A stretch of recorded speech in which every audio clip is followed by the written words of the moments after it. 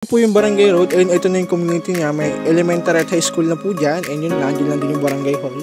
So sa ngayon, dito lang tayo dadaan sa property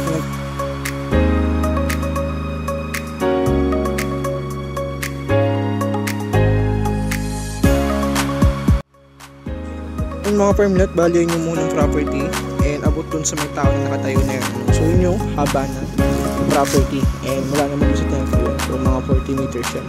So kwadrado po yung sukat niya. And bali dito tayo dumaan kanina. Okay, so ayun lang po yung Barangay Road sa may bahay na yan. And bali ito po yung road right of way ng property.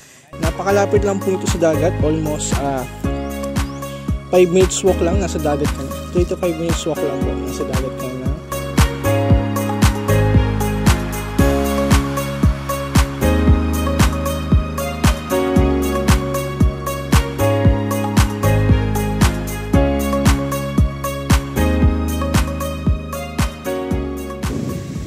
Mga ka-farmlat, bali ganito ang buhangin dito. So pino mga ka-farmlat, ayan, and semi-white sand po yan mga ka-farmlat, ayan kung papansin nyo. So napakaganda po ng dagat dito, very calm, and ang maganda dito mga ka-farmlat, so mababaw lang yung dagat niya, ano, kahit may kids ka, so hindi ka mag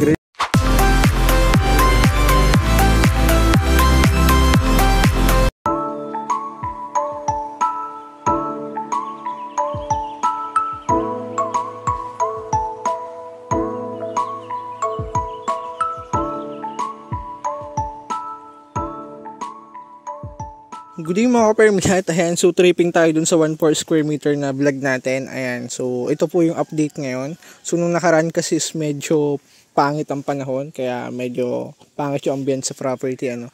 So ito yung Barangay Road ng property mga ka-farmlat. And so ito po yung Barangay Road, and ito na yung community niya. May elementary at high school na po dyan, and yun, nandiyan lang din yung Barangay Hall. So sa ngayon, dito lang tayo dadaan, ano, sa property na to, pero yung road right of way po niya is nandito sa kabila. May kalsada po diyan going dun sa kampo ng Sundalo, na yun din yung road right of way ng property natin. So dito lang tayo dumaan, mas malapit, no, kasi yung kabila umikot pa, pero ibibideo rin natin after ng property, ano, so para may idea din po kayo dun sa daan. Ayan. So yung magandang property dito, alos green na green pa ng damo. Ayan. Yung mga ka-farmlat, sa may tao na yan, dyan mag-start yung property. Mula doon sa may Barangay Road, I think nasa 100 meters po yung distance niya, no? So pwede tayo dito dumaan or doon po sa road right of way, ano. Ayan, so 2 option po yung pwede nating daanan. Ayan. Ito na, nilinisan na nila. Ayan. So ito po ay luiban pa doon sa kabila ng bakod, ano. So yung bakod is nag-adjust lang doon sa property, pero before payment pwede naman po natin ipaayos yung bakod. So ako lang yung pumigil sa may-ari na wag mo nang galawin, kasi nga baka mamaya matagalan bago natin may benta. So nakakaya naman sa may-ari na gumastos sa pagpapalipat ng bakod. Pero if may interested buyer, so willing naman silang ilipat yung bakod anytime. Ayan. So ito po yung sakop ng 1/4 square meter, itong pantayan na to. So wala lang siyang gasinong tanim, pero ang advantage po nito is platted po yung area niya. Ayan, so dala pa natin yung portion na yan. Ayan, so tama-tama itong mga ka-farmlat. Kung mahilig ka magtanim, pwede mong taniman yan ng fruit bearing trees, and pwede ka mag-alaga ng hayop sa area, no? Kasi kung may tanim yan, baka hindi natin mabili sa ganitong presyo, kaya ayos lang din naman kung tutuusin. Napakalapit lang po nito sa dagat, almost 5 minutes walk lang, nasa dagat ka na. 3 to 5 minutes walk lang po, nasa dagat ka na ng Barangay Kapaluhan, Calauag, Quezon. And walking distance lang din po ito sa elementary at high school, ano. Ayan. Nakita mo dyan yung muhon dati, kamay. Yung mga ka-farmlat, bali ito yung muhon niya, babaybayan mula sa tinatayuan ko abot dun, lampas pa sa puno na yan. So I think nasa... Pupunta ako doon. Wag na kuya ito, wag na lakarin, malayo-layo. Dito ka na. Wag na lakarin, estimate na lang natin. So I think nasa 70 meters po yan, more or less. Mula sa tinatayuan ko, ano, yung haba niya, yung lapad niya, yan, tumawid pa siya dyan sa bakod. Mga 40 pa pa ganyan. Mga 40 pa pa ganun. Tapos pa-kwadrado, ano. Bago 70 rin ulit pa pa ganun. Oo, pa-kwadrado. Yung mga ka-farmlat, bali ito yung katugon ng muhon na pinestuhan ko kanina doon. So ayan. Bali, kwadrado po yung itsura ng property. And bali itong mga ka-permit na lakaran ko. So, ito yung road right of way. Ano? So, bali ito po yung access road natin papalabas and papapasok ng property. Videohan natin. So, 30 meters po ito mula dun sa mismong road access ng dating kampo ng sundalo dito na sa ngayon is hindi na po nag-ooperate. So, matagal na silang umalis. Ano? So, ibig sabihin, peaceful na po dito sa lugar kasi yun, nag-aalisan yung mga kampo ng sundalo. Kaya no worries naman po sa NPA. And halos duluhan na po ito ng Calawag mga ka-farmlat. Kaya kumbaga corner area po ito kasi nga dagat. So kung may NPA man wala silang tatakbuhan. Kaya wala na po dito ng NPA ngayon. Ayan.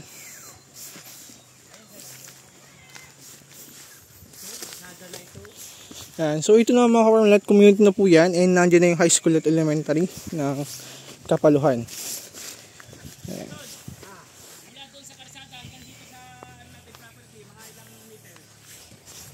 Baka mga 40 yan.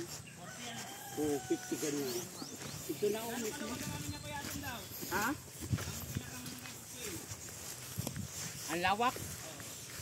Yung mga ka-farmlat, bali ito na po yung road access. Ayan. So papalabas ng property. Ano. So dati po itong kalsada. So dahil nga ngayon is wala ng kampo ng sundalo. And dahil sa init ulan, so yung daan niya, ayan, medyo nag-uka-uka na rin. Pero tambak lang naman itong mga ka-farmlat. So sa ngayon, pasok naman po dito ang 4 wheels. Ayan, kahit mababa. Ayan.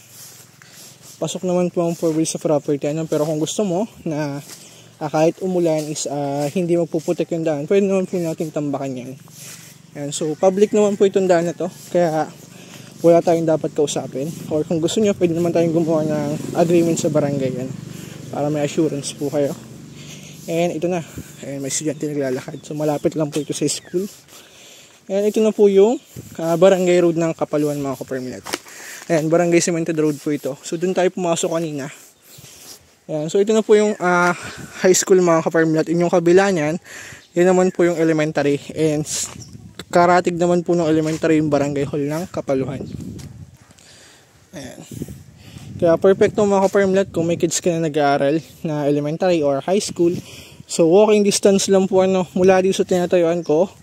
Going sa property, I think mga 3 minutes walk lang yan. Nandito ka na. Kaya mga 3 to 5 minutes walk lang, nasa dagat ka na. Kasi dagat na po yung likod niyan mga ka-farmlat. And ang dagat dito is kahit may community, so maganda po ang dagat dito, hindi pa polluted. And hindi madumi ang dagat dito kahit may mga community. So malinis po ang dagat dito mga ka-farmlat. And isa rin po sa dinadayo dito sa Calawag ang dagat ng Kapaluhan. Kasi white sand yan mga ka-farmlat. And mamaya ipapakita ko sa inyo.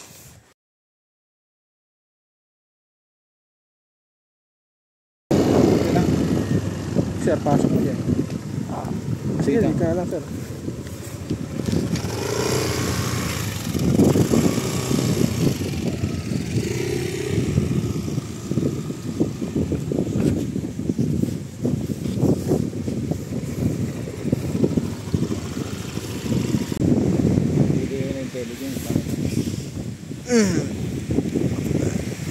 Sige sir, picture ka na. Picture ka na po. And mga ka-farmlat, bali ganito ang buhangin dito. So pino mga ka-farmlat, ayan. And semi-white sand po yan mga ka-farmlat. Ayan kung papansin nyo. So napakaganda po ng dagat dito, very calm. And ang maganda dito mga ka-farmlat, so mababaw lang yung dagat niya kahit may kids ka. So hindi ka magre-risk. Si kuya kumukuha ng buhangin. So hindi ka dito magre-risk na baka malunod o kasi mula dito sa baybay mga ka-farmlat, so 100 meters abot dibdib lang yan o abot baywang lang mga ka-farmlat. So napakababaw lang ang dagat dito. And isa sa maganda dito mga ka-farmlat, kung mapapansin nyo, kulong siya nag letter C. Kaya ang dagat dito, yung hampas ng tubig niya is hindi malakas kasi nga po kulong yung area. Ayan si sir. So gandang buhangin dito mga ka-farmlat. Ayan. So dahil kulong yung area mga ka-farmlat, unlike dun sa mga open sea na malaki yung alon, so dito kalmado po yung alon niya. Kahit mahangin, so ganyan lang kataas yung alon niya mga ka-farmlat. So nakakatuwa. Ayan, so ito po yung buhangin dito sa Kapaluhan. Ayan, so semi-white sand po yan mga ka-farmlat. Ayan, tuwan-tuwa yung barrier po natin. And dito sir, pag nandito ka, pag nag-high tide yan, so 100 meters yan, abot dibdib mo lang ang tubig. So ganun kaganda dito, hindi ka Hindi mag-worries. abrupt yung ano, hindi ka tulad sa Idea lang mga ka-farmlet. Ayan. So bali ito po yung Google location ng property. Ipipin lang natin. Ayan. Nasaan siya? Ayan. So dito siya part. And ito po yung napapansin nyo. So yan po yung bakod sa property. Ano? So bali ito yung location niya. Ipipin lang natin. So kung makikita nyo mga ka-farmlet, from Barangay Road, so almost 100 meters lang po yan ang distance niya. And then bali ito po yung road right of way ano, ng property going dito sa Old Road papalabas ng Barangay Road. Ayan. So bali ito naman po yung community ng Barangay Kapaluhan, kaya hindi na rin siya liblib ano, hindi ka na rin mag-worries kung liblib yung lugar kasi may community na po dito. And bali ito lang yung school ng high school, and sa kabila naman ito yung elementary. Ayan. So, walking distance lang yun mga ka-farmlet. And ang maganda dito kung may kids ka, so walking distance lang po ano kung papasok sila ng school. Yun yun. So, napakalapit lang po nito sa dagat. Almost 5 minutes walk lang yan, nasa dagat ka na. And napakaganda po ng dagat dito mga ka-farmlet. And kung isi-search nyo po sa Google Map, Barangay Kapaluhan, so lalabas po dyan is White Sand Beach. Ano? So, although hindi siya ganun ka-white, pero maganda po ang buhangin dito. In Pino siya. Ayan, kung mapapansin nyo.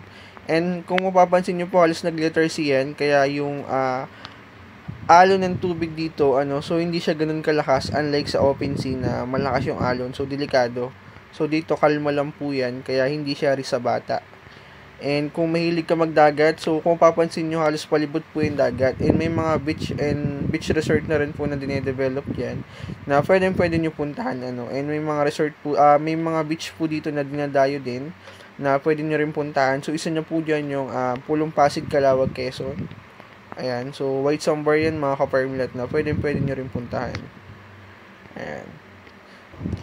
So, bali mga ka-farmlet, from National Highway, nag-drive lang tayo na 50 minutes to 1 hours. Ayan. Going sa National Highway. And to town proper naman ng Calawag, mag-drive lang po tayo ng 1.5 hours. Ayan. And sa hospital, so meron pong private hospital dito na pwede nyo puntahan. Ano. So, yun lang mga ka-farmlet. Thank you po and God bless sa ating lahat. And kung interested ka, so i-message nyo lang po sa Viber, WhatsApp. Nasagot naman po ako.